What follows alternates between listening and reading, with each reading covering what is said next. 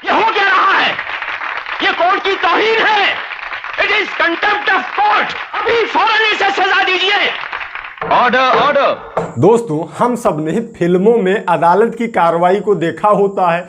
इसके बाद में जब हमारा मामला कुछ पड़ता है और हम कोर्ट में जाते हैं, अपने असली कोर्ट में जाते हैं, तो वहाँ हम अपेक्षा यही करते हैं कि जिस प्रकार फिल्म में वकील साहब ने पैरवी की थी, इसी प्रकार से मेरे वकील साहब भी पैरवी करें। लेकिन होता क्या है, जो व्यक्ति फिल्मों में अदालत को देखकर फिर रियल अदालत में जाता है, अपने ज़िले की अदालत में, अपने प्रदेश की अदालत में, जब वहाँ पर जाता है तो उसे ज़मीन आसमान का अंतर दिखाई पड़ता है। वो बिल्कुल चौंका रहता है कि आखिर यहाँ सारी चीज़ें क्यों नहीं हो रही हैं। तो आइए दोस्तों, आज के इस वीडियो में रियल कोर्ट की कार्रवाई को रियल कोर्ट की कार्रवाई से कंपेयर करते हैं और दोनों में अंतर स्पष्ट करते हैं। दोस्तों, इस वीडियो की शुरुआत सबसे फेमस डायलॉग जो कि हर व्यक्ति के जुबान पर है, सनी देओल का तारीख पर तारीख, तारीख पर तारीख, तारीख पर तारीख वाले डायलॉग से ही करते हैं। अगर आपका कुछ मामला कोर्ट में गड़बड़ हो रहा है, बार बार तारीखें मिल रही हैं और आपके वकील साहब अगर वही डायलॉग अगर न्यायालय में दोहराएं तो क्या होगा, आज की इस वीडियो में यही समझते हैं।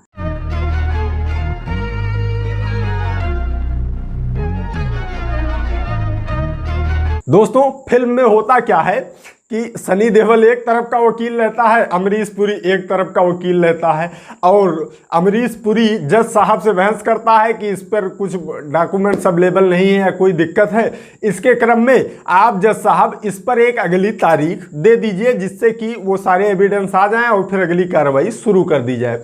इस पर जज साहब मान जाते हैं कि हाँ, अगली तारीख दे दी जाए। लेकिन इसी बीच में सनी देओल खड़े होते हैं और वह अपना भाषण शुरू कर देते हैं। भाषण क्या देते हैं ये सुनिए। तारीख पर तारीख, तारीख पर तारीख, तारीख पर तारीख, तारीख पर तारीख मिलती रही है, लेकिन इंसाफ नहीं मिला मिलोड। अब दोस्तों, अगर आपके वकील साहब ही इसी प्रकार का भाषण दें, चूंकि आपके मुकदमे में भी तारीख लग रही होगी, तारीख पर तारीख चल रही होगी, चूंकि कोर्ट की प्रक्रिया है।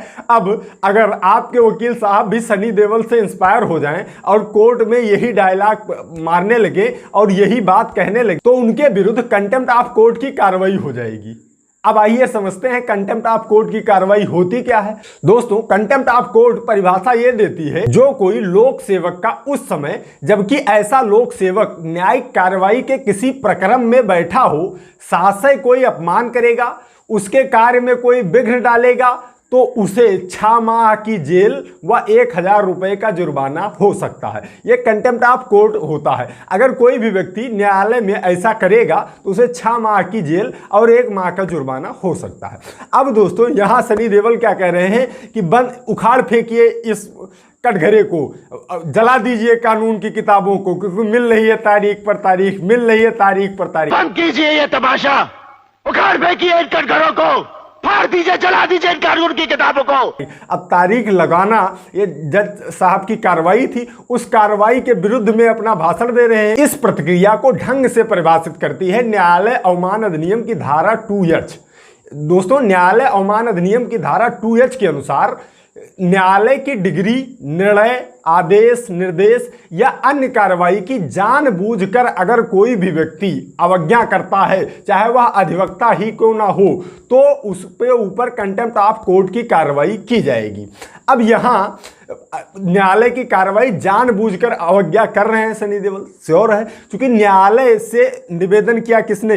न्यायालय से निवेदन किया अमरीश पुरी ने कि इसमें अगली तारीख दे दी जाए। न्यायालय सहमत भी हो गया। इसके बाद में सनी देओल खड़े हुए, पूरा अपना भाषण दिया, सारी व्यवस्थाएं की और इसके बाद में वहाँ तालियां पीछे बज गई। जबकि यहाँ न्यायालय में कोई पीछे बैठकर जनता तालियां बजाने वाली नहीं होती है, यहाँ वकील और वादकारी ही होते हैं, पहली चीज़ें जानी।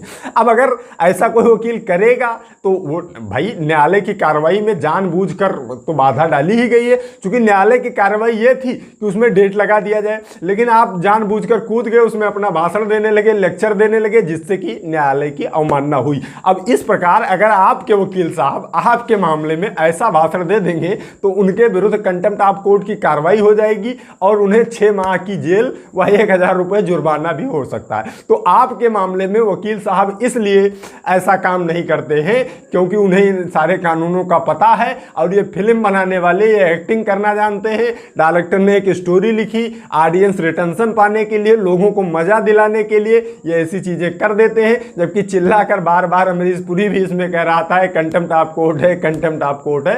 ये हो क्या रहा है? ये कोर्ट की तौहीन है। It is contempt of court.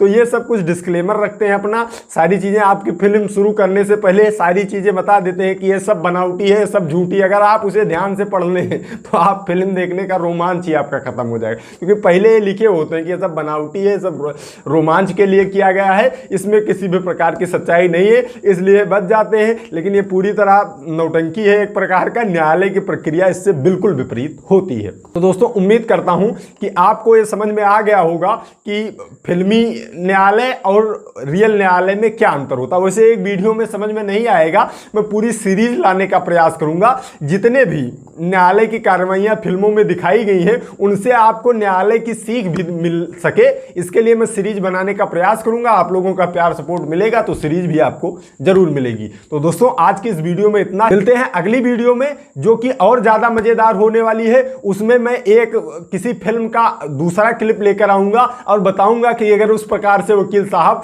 आपके कोर्ट में करेंगे तो क्या आपके विरुद्ध या आपके वकील साहब के विरुद्ध होने वाला है। तो दोस्तों तब तक आप सभी लोग अपने स्वास्थ्य का ख्याल रखिए, कानून की जानकारी, अपने अधिकारों की जानकारी इस चैनल के माध्यम से लेते रहिए, मामलों से बच के रहिए। I love you all. जय हिंद, जय भारत।